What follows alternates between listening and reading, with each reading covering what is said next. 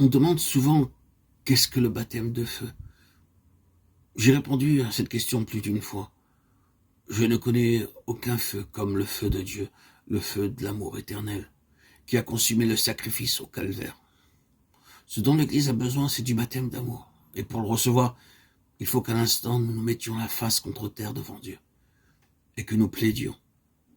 Seigneur, que l'amour descende du ciel dans mon cœur, l'abandonne ma vie pour prier et vivre comme quelqu'un qui s'est livré afin que l'amour éternel habite en lui et le remplisse. Certes, si l'amour de Dieu était dans nos cœurs, quelle différence cela ferait? Il y a des centaines de personnes qui disent « Je travaille pour Christ et je sens que je pourrais travailler bien davantage. » Mais je ne suis pas doué pour ce travail, je ne sais ni où ni comment commencer, je ne sais pas ce que je puis faire.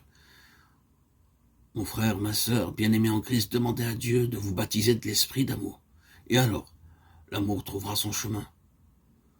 L'amour est un feu qui consume toutes les difficultés. Vous pouvez être un timide, un hésitant, qui ne peut pas bien parler, mais l'amour peut consumer tous les obstacles. Seigneur, remplis-nous d'amour, c'est si simple. Demandez-lui, Seigneur, baptise-moi de ton esprit d'amour. Frères et sœurs bien-aimés en Christ, nous en avons besoin pour faire le travail que Dieu nous confie. Vous avez certainement lu bien des récits touchants au sujet de l'amour chrétien et vous avez dit « c'est magnifique, merveilleux, sublime ». J'ai entendu un récit de ce genre il y a quelque temps.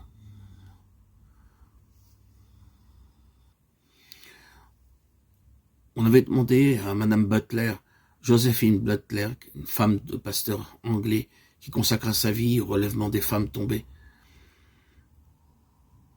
de venir parler dans un refuge où se trouvait un grand nombre de pauvres femmes.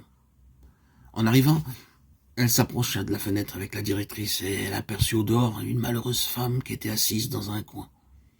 Elle demanda à la directrice qui était cette femme. La directrice répondit « Je l'ai eue dans la maison 30 ou 40 fois et toujours elle s'est sauvée.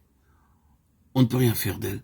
Elle est trop bas tombée, son cœur est trop dur. » Mais Madame Joséphine Butler dit « Il faut qu'elle entre. » La directrice lui dit alors « Nous vous attendons, l'auditoire est rassemblé et vous n'avez qu'une heure pour donner votre message. » Mais Madame Butler répondit « Non, ceci est beaucoup plus important. » Et elle sortit, alla elle-même vers la femme et lui dit « Ma sœur, qu'avez-vous ?»« Je ne suis pas votre sœur, riposta la femme.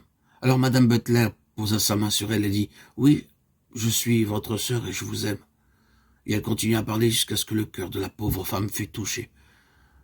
La conversation dura quelque temps et l'auditoire attendit patiemment. À la fin, Madame Joséphine Butler amena la femme dans la salle. La malheureuse femme, dégradée, déchue, se tenait là, remplie de honte. Elle refusa de prendre une chaise et s'assit sur un tabouret à côté du siège de Madame Butler et Madame Butler passa son bras autour du cou de la malheureuse et la laissa s'appuyer contre elle, tandis qu'elle parlait aux personnes réunies. Et cet amour toucha le cœur de la pauvre femme. Elle avait trouvé quelqu'un qui l'aimait réellement.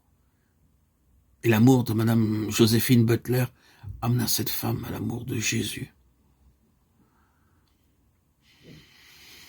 Dieu soit béni, gloire à Dieu.